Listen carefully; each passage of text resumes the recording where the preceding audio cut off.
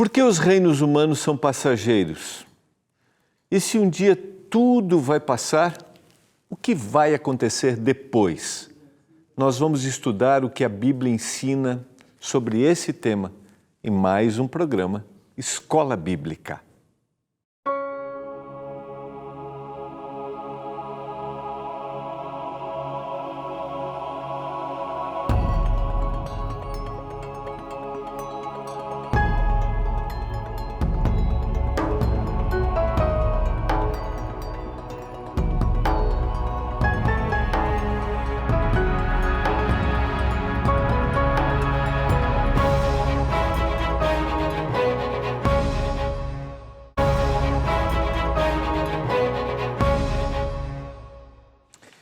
Olá, tudo bem com você? Estamos no ar mais uma vez com o programa Escola Bíblica aqui pela TV Novo Tempo, canal da Esperança.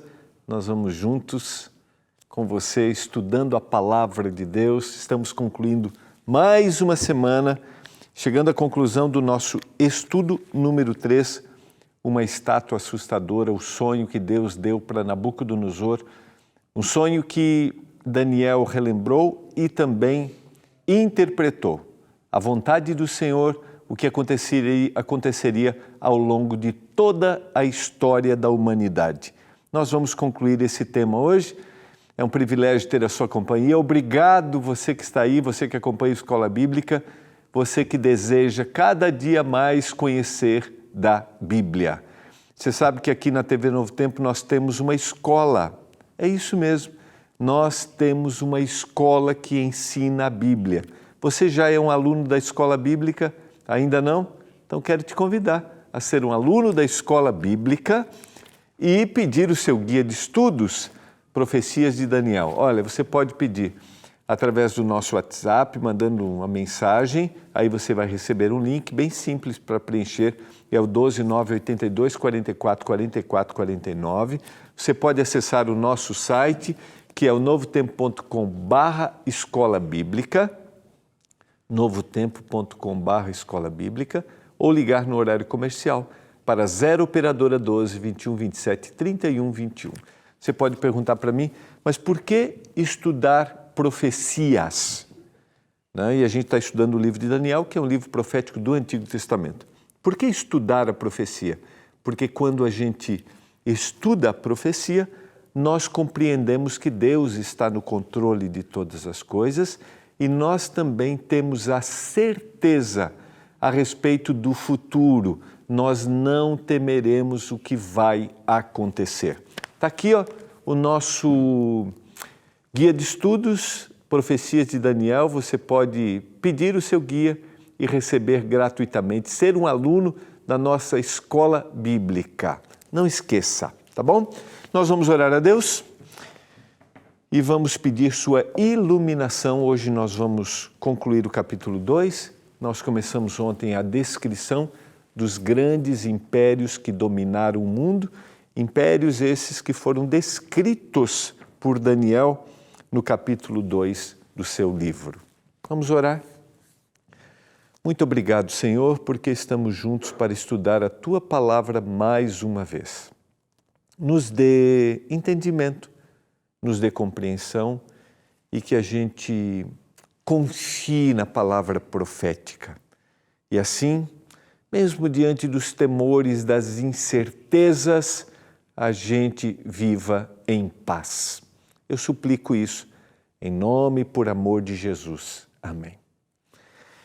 Pegue sua Bíblia, abra no capítulo 2 de Daniel. Ontem a gente leu os versos e eu sugiro a você, a partir do verso 38, ou melhor, a partir do verso 36, que ele começa fazendo a descrição. Este é o sonho e também a sua interpretação. Diremos ao rei, no final do verso 37, ele vai dizer: Tu és a cabeça de ouro.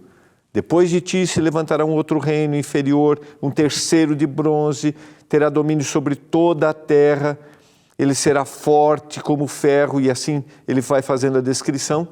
Mas ele vai para a última parte e a gente vai analisar agora quando esse último reino de ferro deixaria de existir. Nunca mais existiria um outro reino que dominasse toda a terra, porque os pés representam agora um reino dividido. Parte é de ferro, parte é de barro. Vamos compreender isso aqui no texto. Então, vamos lá, recordando os 3 primeiros impérios, grandes impérios que dominaram o mundo, cada um com o seu, a gente citou ontem, né? Com um metal que representa, esse metal, aqui tem um detalhe interessante, eu acho que eu nem comentei ontem, o metal faz a descrição de cada império, porque ele está associado dentro do texto bíblico à configuração de produção de ídolos. E quando a gente vai para a última parte, que a gente vai ter a pedra, que vai ser o último grande reino que vai ser instituído, a pedra está associada à aliança que Deus faz. A montanha, a gente vai ver isso na sequência, né? A montanha que se forma após essa destruição, na visão da Babilônia, da cultura da Babilônia, a montanha era o local de habitação dos deuses. Então a gente percebe que nada do que Daniel, ao escrever o seu livro, ele colocou ali, dentro da inspiração bíblica, está fora de uma intenção, de um objetivo. E esses metais, eles vêm gradativamente perdendo o seu valor, mas eles se identificam com aquilo que o reino era também. A gente falou ontem, né? Tudo que a Babilônia produzia estava associado à questão do ouro. A gente vai ver no capítulo 13, eu citei, que a estátua que Nabucodonosor constrói, ela é toda de ouro. Ele representando aquele que... Isso tinha muito dos imperadores antigos, a sua necessidade de subsistência eterna.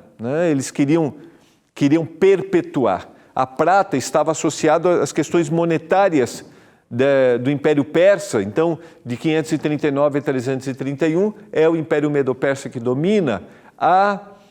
O bronze estava associado também à produção do material do exército grego e também das suas transações comerciais. De 331 a 168, através do grande imperador Alexandre o Grande, a gente tem o domínio de todo o mundo habitado na época pelos gregos. E a gente percebe que esses reinos, de alguma forma, influenciaram todo o mundo habitado na época, com cultura, com religião. Eu citei ontem, né, a visão... a expressão numérica sexagesimal que a gente vai ver no capítulo 3, que a gente tem que o 60 é a totalidade que se preserva até hoje. Por exemplo, que a gente vai contar 1 hora, a gente conta os 60 minutos, a gente vai contar 1 minuto, a gente conta os 60 segundos. A gente tem a influência grega, talvez, culturalmente, no mundo ocidental, a maior influência. E aí a gente vai para o texto bíblico e a gente vê que existe uma confrontação muito grande, às vezes, do princípio bíblico dentro da influência grega, como, por exemplo, a separação de corpo e alma, a dicotomia, aquilo que o corpo faz não influencia a alma. Então, todos esses grandes reinos influenciaram o mundo, trouxeram a sua influência até hoje, mas esses reinos, deixaram de existir, porque esse era o recado da profecia. Sequência. A gente tem agora as pernas de ferro, que são identificados com o império que sucede à Grécia, que toma, que destrói, que é agora o império que vai dominar de 168 a.C. a 476 depois de Cristo. Então, o Império Romano se identifica com o Império de Ferro por sua visão destruidora. E a influência romana para o mundo é uma influência que persiste até hoje. E que depois, além de uma influência de produções, as estradas, o Império Romano cria as estradas, né? E aí a gente tem, por isso, aquele ditado, né? Todos os caminhos levam a Roma. A gente tem um crescimento muito grande nesse período, mas a gente também vai ter posteriormente uma influência religiosa. Mas depois do império, da queda do Império Romano, a gente não tem mais no mundo o império que domine toda a terra. A gente vai ter grandes impérios. A gente tem tentativas de grandes imperadores, como Napoleão Bonaparte. A gente vai ter a Segunda Guerra Mundial, uma tentativa de domínio do mundo e uma atrocidade, uma perseguição, a procura de uma raça, de que se instituísse uma raça superior. Depois nós temos, na década de 80, historicamente, né, eu não sou um especialista na história, mas a gente tem a Guerra Fria entre dois grandes impérios, mas nenhum desses impérios domina o mundo. E hoje nós temos impérios que se apresentam. A gente tem, nos últimos anos, a China como um império poderoso, mas não há nenhum império, nenhum. No tempo da Guerra Fria, a gente tem, de um lado, os Estados Unidos, do outro lado, a União das Repúblicas Socialistas Soviéticas, antiga União Soviética, e hoje parte dela a Rússia e os vários países ali que estão localizados no leste europeu, na parte asiática do mundo. Então, nós não temos, após Roma, nenhum grande império. Na profecia, na identificação da estátua, a gente tem na descrição bíblica os pés que representam os 10 impérios divididos de Roma, que são as tribos bárbaras, assim conhecidas, que vão gerar muitos dos países que estão localizados, países hoje que estão localizados na Europa. Nós vamos estudar Daniel capítulo 7, que vai explicar um pouquinho mais para a gente essas descrições e especificamente a divisão do Império Romano. Ferro e barro. E a gente vê aqui na explicação do texto que eles não se misturariam mais. Um seria forte e o outro seria fraco. Haveria uma tentativa de que esses impérios se unissem através de casamentos, mas eles não se ligariam. E se você já assistiu alguma vez a algum filme épico, você vê que os reis dominantes, a própria liderança religiosa, tentando unir esses reinos, casava-se aqui a filha de um rei aqui com o filho de um rei, tentando unir os reinos, mas eles nunca mais estariam ligados como um império poderoso. Sabe por quê? Porque a profecia é clara. A profecia bíblica se cumpre. E após esses... Eu vou até mostrar aqui rapidamente, porque a gente tem... Só para a título de conhecimento, a gente vai voltar lá no capítulo 7, né? A descrição das 10 tribos, os anglo-saxões, a Inglaterra, hoje, francos, a França, visigodos, o norte da Espanha, suevos, Portugal, vândalos, o sul da Espanha, germanos, Alemanha, burgundos, Suíça, os ostrogodos, os lombardos e os érulos, Áustria, norte da Itália e o sul da Itália, os érulos. E a gente vai lá estudar no capítulo 7 que 3 destes reinos deixam de existir e aparece um outro reino que vai ter um viés religioso. Nós vamos para o intervalo e na volta a gente vai para a última parte do sonho, que é a pedra, que sem auxílio de mãos é lançada, destrói toda a estátua e é um reino que é instalado para sempre. A gente já volta.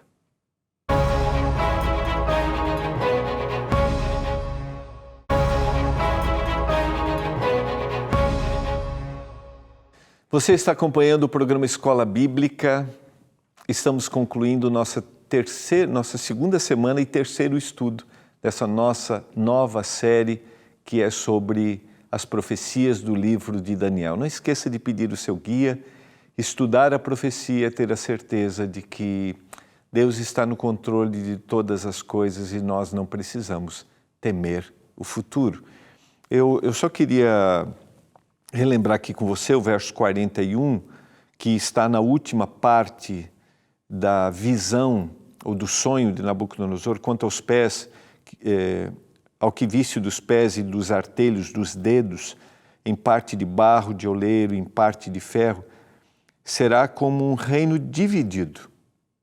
Contudo, não haverá nele alguma coisa de firmeza de ferro, pois que viste o ferro misturado com barro de oleiro, de lodo. Como os artelhos dos pés eram em parte de ferro, em parte de barro, assim, por uma parte o reino será forte e por outra será frágil. Só estou lendo a citação que eu fiz. Quanto ao que viste do ferro misturado com barro de lodo, vão se misturar mediante casamentos, mas não se ligarão um com o outro, como o ferro não se mistura com o barro. Mas nos dias desses reis, porque agora a gente está falando sobre o tempo do fim, verso 44, mas nos dias desses reis, o Deus do céu levantará, suscitará um outro reino. Essa palavra levantará, ela vai se repetir pelo menos 8 vezes no capítulo 9, quando Nabucodonosor vai levantar uma estátua. E ela vai se repetir, a gente vai estudar na semana que vem. Muitas vezes, nós erguemos coisas, criamos reinos, criamos filosofias, criamos ideias. As pessoas no mundo criam ideias, criam filosofias, tentam criar novas formas, tentando achar a solução para um problema que nunca vai ser solucionado, que chama-se pecado. O pecado só será solucionado definitivamente quando Jesus voltar, que é o que a gente vai ver. Mas o homem levantaria, suscitaria. A gente vê isso lá em Gênesis capítulo 11, quando eles erguem a Torre de Babel, que vai estar em comparação com o capítulo 3, e a gente já citou isso lá no capítulo 1, que é o mesmo local, na Babilônia, na planície, no mesmo local. O homem tentando criar algo. Eu estou colocando esta análise só para você olhar que cada vez mais nós aparentemente nos tornamos evoluídos tecnologicamente, mas quanto mais nós achamos que estamos encontrando a solução para algo, nós descobrimos que não. Porque o reino que se levantaria para nunca mais ser destruído e para dizer nunca mais haverá dor e sofrimento, é aquele que Deus criará. Então, eu não estou dizendo, eu falei isso na semana passada, que a gente não deva ter sonhos, objetivos, propósitos na vida, não. Mas a gente tem que olhar além disso. A gente tem que olhar para a volta de Jesus, que é o que o Senhor está querendo nos dizer no capítulo 2. E talvez você está assistindo aqui pela primeira vez, está ouvindo, ouve desse tema. Não esqueça, esta última parte, a pedra que foi arrancada sem auxílio de mãos, de forma sobrenatural, e que vai se transformar num grande reino, enfrenta essa pedra. É uma confrontação à ideia humana. Então os metais representam os reinos humanos e a pedra o reino divino. A aliança que Deus fez com o seu povo, a aliança que Deus apresenta na Bíblia. Eu já citei isso aqui 2.500 vezes. 2.500 vezes o tema da volta de Jesus é apresentado no texto bíblico. E isso é recorrente. Sabe por quê? Porque essa é a lógica da existência humana.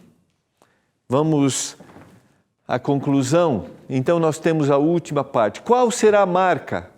Qual é o evento, melhor, que marca esse novo momento da história? Está aqui no texto. A aliança, o local, a montanha que se forma dentro da visão da Babilônia, como eu citei na introdução, era o local de habitação dos deuses. Ou seja, o Senhor instituirá o seu reino. E quando nós vamos ao texto bíblico, a gente encontra. E eu escolhi um aqui, também de um livro profético que nós vamos estudar um pouquinho mais para frente. Eis que vem com as nuvens, e todo olho verá, até quantos o transpassaram, Todas as tribos da terra se lamentarão sobre ele. Certamente, amém. Qual será o grande evento? Que grande evento Daniel estava dizendo para Nabucodonosor aqui? Este grande evento é a volta de Jesus. Mas talvez você pode me dizer hoje, como Pedro descreve na sua segunda carta, que um dia virão pessoas e perguntarão: onde está a vinda do Senhor Jesus? Onde está? E eu, desde que me conheço por gente, eu tenho ouvido a respeito desse tema, a volta de Jesus. Cresci ouvindo. Onde está? Eu não sei quando será. Eu não sei quando será, mas eu sei que Ele virá. E eu quero dizer isso para você hoje.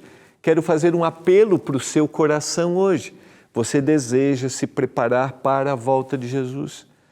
Quando a gente vai para o texto bíblico, quando a gente termina essa história, quando a gente vai para os últimos versos do capítulo 2, a gente vê no verso 47, Nabucodonosor dizendo a Daniel: certamente o vosso Deus é o Deus dos deuses. Parece aqui que Nabucodonosor está aceitando definitivamente que Deus é o Deus verdadeiro e ele vai entregar a vida a esse Deus verdadeiro. Mas a gente vai ver no capítulo 3 que algum tempo depois ele diz: não, eu vou ter que criar um reino para ser eterno. Olha, eu não sei como é que você vai reagir. Ele dá posições aqui, reconhece, né? Ele coloca Daniel, né? Então o rei engrandeceu a Daniel, ele deu muitos e grandes presentes e o pôs como governador de toda a província da Babilônia. A gente vê que o rei é impressionado. Mas não adianta só a gente ser impressionado. Não. Não adianta isso só, uau, faz sentido. Não. Não adianta eu olhar para hoje e dizer assim: pastor, eu hoje me fez sentido o que você falou ao longo dessa semana. Realmente a descrição bíblica é muito mais do que isso. Temos que nos impressionar, mas temos também que aceitar. E aceitar deve gerar uma mudança de vida. E eu quero fazer um apelo para o seu coração agora. Você deseja fazer uma mudança de vida, você deseja colocar como prioridade, tenha sonhos, tenha objetivos, mas você deseja colocar como prioridade você e sua família um dia encontrarem o Senhor Jesus? Porque eu vou te dizer, quando eu olho para a profecia de Daniel 2, eu vejo historicamente cada fase acontecendo. E falta o último momento. Quando será? Não sei, mas eu sei que será. Porque toda profecia se cumpre, toda profecia bíblica se cumpre. Você deseja aceitar, você deseja colocar como prioridade um dia encontrar o Senhor Jesus? Você quer fazer isso com a sua família? Eu estou falando para você, talvez, que um dia esteve ligado, hoje está longe dos caminhos, abandonou. Você quer retornar? Você deseja retornar? Pastor, eu não tenho forças para isso. Eu fui longe demais. Eu quero te dizer, não existe um caminho tão distante que o Senhor não possa te buscar, te resgatar, te trazer, porque Ele está aí. Creia nisso. Vamos orar por isso nesse momento. Você está me ouvindo e tem uma pessoa que você ama que está longe dos caminhos. Você quer orar por essa pessoa agora? Vamos orar, vamos entregar, vamos interceder, sabendo que o Espírito Santo está trabalhando no coração dela, para que quando Jesus voltar a gente diga: esse é o Deus a quem nós aguardávamos. Eu quero orar por isso nesse momento. Eu quero orar por você, quero orar por sua família e quero orar por essas pessoas que você ama, que talvez hoje estão longe dos caminhos. Pai, obrigado pela Tua palavra, obrigado pelo estudo da profecia, Obrigado porque em Ti nós podemos ter a certeza de que tudo se cumprirá. Obrigado, Senhor, porque o Senhor revelou um dia para Daniel e ele revelou esse sonho para Nabucodonosor, para que o nosso coração fosse impressionado hoje, milhares de anos depois. Mas nós, além de sermos impressionados, queremos aceitar o Senhor e viver em nome de Jesus. Amém. Eu vou ficando por aqui. Foi muito bom ter a sua companhia. Olha, a gente vai se encontrar na segunda-feira. Espero que você tenha um final de semana muito feliz e a gente vai estudar o capítulo 3, um desafio que os amigos de Daniel enfrentaram e o que isso tem a ver com a nossa vida. Um abraço, até segunda.